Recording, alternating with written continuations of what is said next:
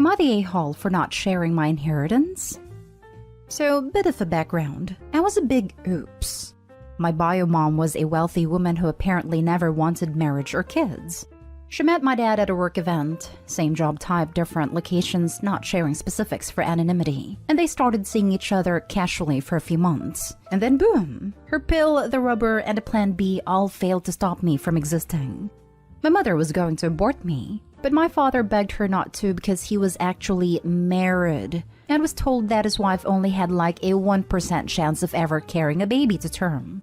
She agreed only on the stipulation that she can give me up. No visitation, no parenting, nothing but child support. And he and his wife reached an agreement and took me under the ruse she'd raise me as her biological daughter. Needless to say, I never met my bio mom, but it doesn't get any better for me from there. My stepmom actually ended up having a miracle about a year after I was born. A son. My brother has never treated me any different, and I love him dearly, but I could always tell I was never my parents' priority. I more or less just kind of existed to be seen, never heard or really acknowledged unless it was something for the family. When I turned 13, I got the opportunity to meet my bio grandma, mom's mom.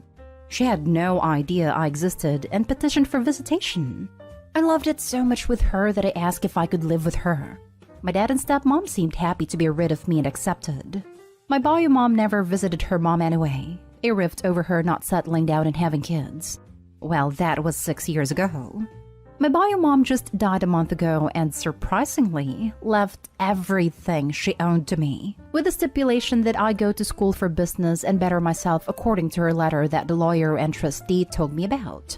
This is life-changing money. I'm talking I went from lowest middle class, grandma left everything to me, but it wasn't a lot, just a house and a couple thousand, to a multi-millionaire.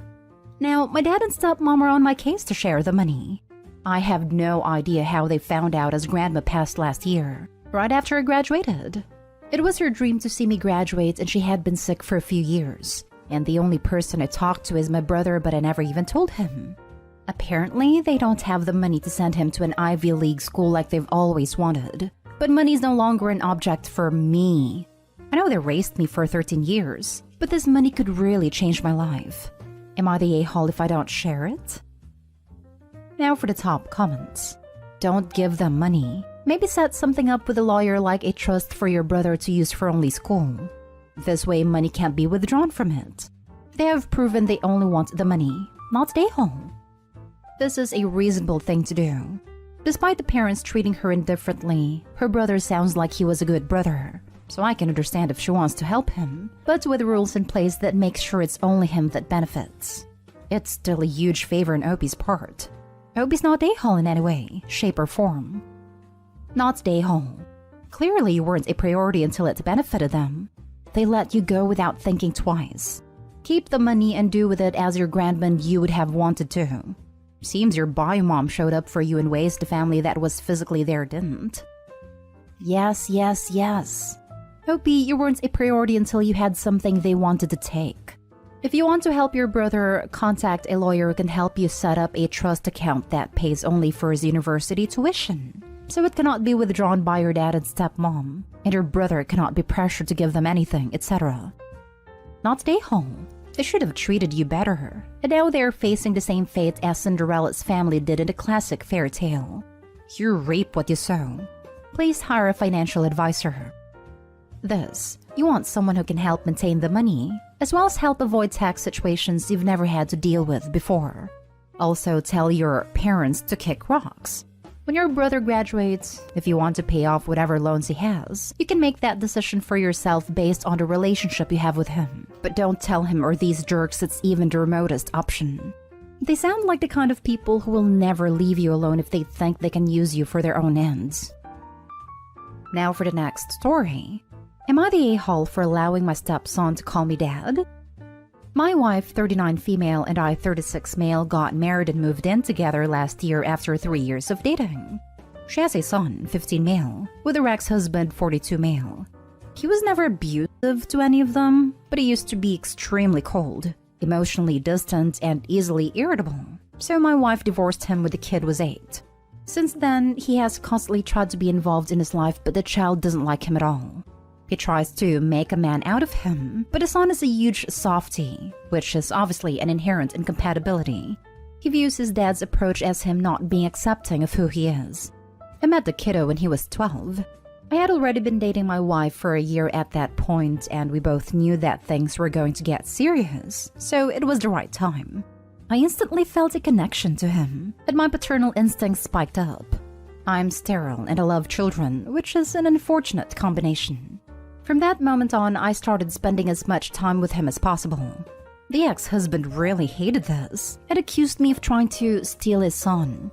After we all moved in together, I started taking care of him full-time basically, because I work from home. I cook him breakfast in the morning, I pack him lunch, I drop and pick him off from school, I help him with his homework. We play video games together, work out, do sports, watch movies, listen to music, go on trips, etc. He talks with me about anything. I love him so much, and I consider him my own son. This week, he came to me crying after a meeting with his dad. The father apparently started trash-talking me and telling him things such as, he's not your real dad. He's just a stranger. He's only being nice to you to get closer to your mom. He'll never see you as his own child, etc. The poor kid actually defended me in front of his dad. I hugged him tight and assured him that I love him more than anything, and that he is definitely my son. He calmed down in the end and let me know that from now on, he wants to call me dad publicly and in front of everyone. He called me by my first name before, because I'm his male role model and real dad, and that he loves, respects, and admires me a lot. I told him okay, whatever he feels the most comfortable with. My wife's ex-husband called me yesterday to berate me for allowing this to happen, saying that because of me he'll never be able to rebuild the relationship with his son now, and that I crossed some huge boundaries and I should be ashamed of myself for that. Not the a-hole, at all. Tell him to buzz off. If his son wants to call you dad, it's really nothing to do with anyone but the kid. I feel like he was hoping to emotionally isolate son until he was desperate enough to mimic the emotional language of the dad. When Opie stepped up and was kind and also loving and accepting, that plan was completely wrecked. Without a doubt. He clearly didn't account for the fact that teenagers always do the exact opposite of what you want them to do. Not stay home. The divorce happened 4 years before you met the kid, so it's not like you swooped in while things were getting settled to just take over as dad. Somehow, Dad didn't bother bonding properly with his kid during that time. That's his own fault. You have a teenage son who likes you. Good job, mate. He probably didn't bond properly from the very beginning, so the kid never aspired to be like his bio dad. At puberty, he started becoming his own man, while bio dad, who probably thought that it was his wife's job to take care of the kid while he was little, decided that now it was time to teach him to be a man, in his own image. Except that around that time, the kid met Opie and saw in him a man he wanted to grow up to be like, not one he had to grow up to be like. Some men raised old-fashioned really believe that a child will magically love someone just because they're biologically related. My dad left us before my sister was even born, and decided to come back when I was 12 and she was 10. He was really surprised when we didn't immediately just adore him and try to be like him. Kept talking crap about our grandfather who was a real father figure in our lives. Now that we are adults, my sister wants no contact and I speak to him a couple of times per year mostly out of pity. Not stay home. Way to go, Opie. In a very real sense, you are his dad, which is so much more than biological progenitor. Next story. Am I the a-hole for refusing to let my daughter and her husband move into my son's room while he's being hospitalized? I'm widow with 2 children, Lillian 24 and Adam 17.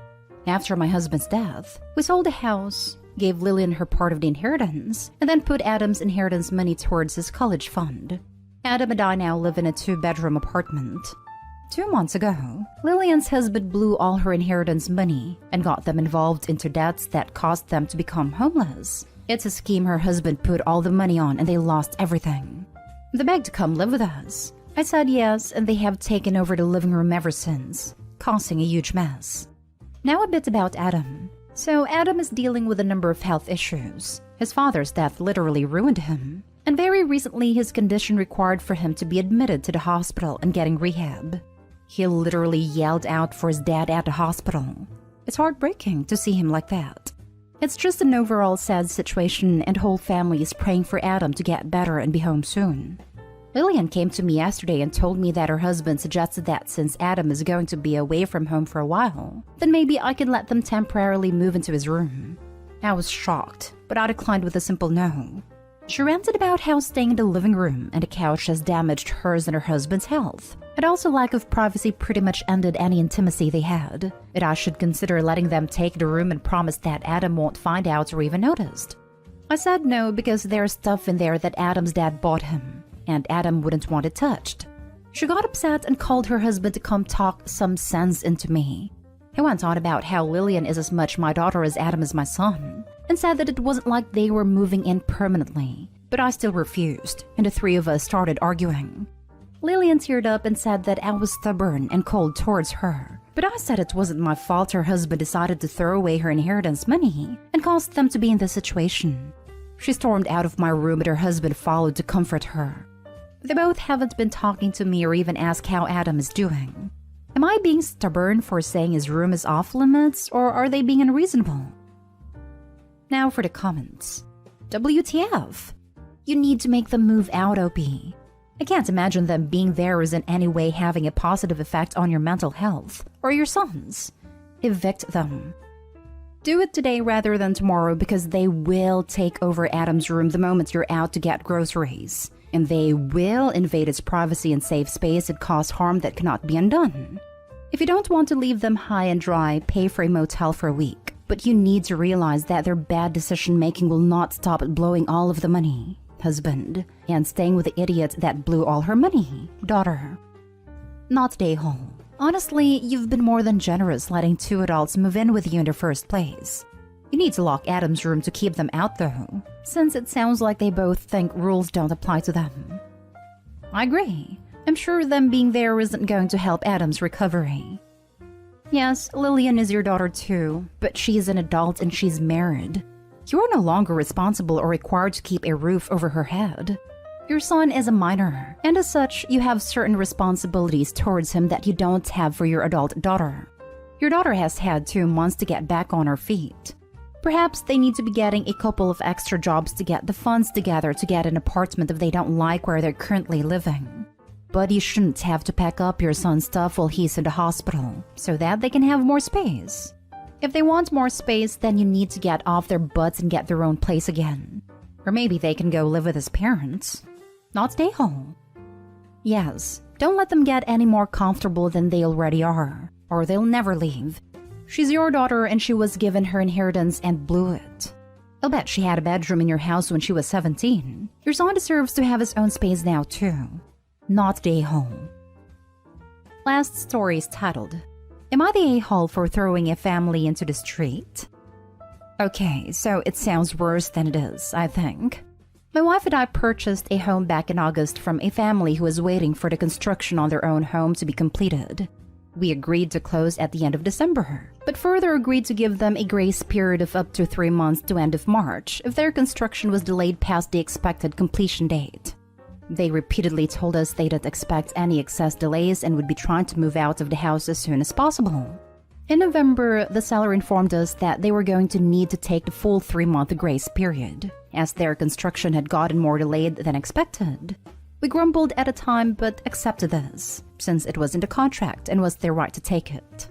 In the meantime, my wife and I have been living in an apartment my parents own, waiting to move into our new home.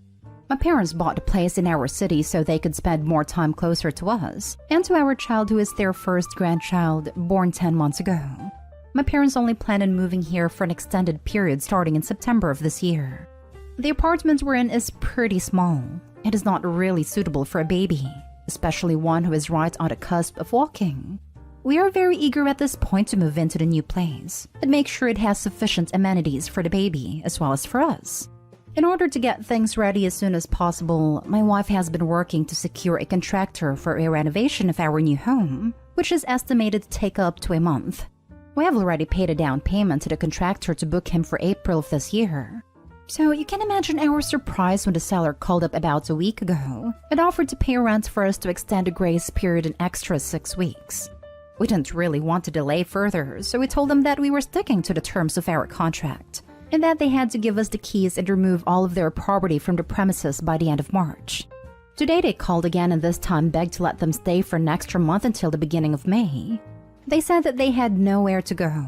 Her mother is going into surgery at the end of the month and they don't have a place near where their daughter is supposed to go to school. We wanted to be reasonable, so we called our contractor to see if he could push off doing the work until May. But he's already booked and wouldn't be able to start the work until August. So we called them back and told them we wouldn't be able to help, and that they would have to make arrangements for themselves elsewhere. At this point, the wife of the couple started crying and saying we were basically throwing them out onto the street. We do have a safe, free place to stay, but we are already paying the mortgage on the house that they are currently living in. So Reddit, am I the a-hole for sticking to the terms of the contract and forcing them to leave the home? Not an a-hole. You are not an a-hole for holding them to the contractual agreement they signed when you bought the house. What they're dealing with is not wanting to be inconvenienced by storing their stuff and temporarily living in an Airbnb. You need a house to complete your planned renovations, and you can't delay that because that would then screw over your folks moving into their apartment where you are currently staying. And trust me, you want to have a buffer for your renovations as well. And consider this, they have 2 months ahead of them to figure out alternative housing. Staying in the house is just what's easiest for them. Exactly. Furthermore, since this is a done deal, have they blown the money from the sale? Clearly they had some wealth if they were building a home and are paying off family medical bills simultaneously. I understand crap happens, but I highly doubt that they suddenly just broke the bank.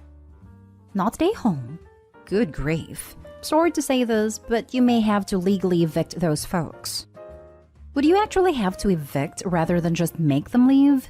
The new owners never rented to them, have never received money from them, and have a contract. If I bought something from you and didn't give it to you, that's theft. It would suck if they have to do that.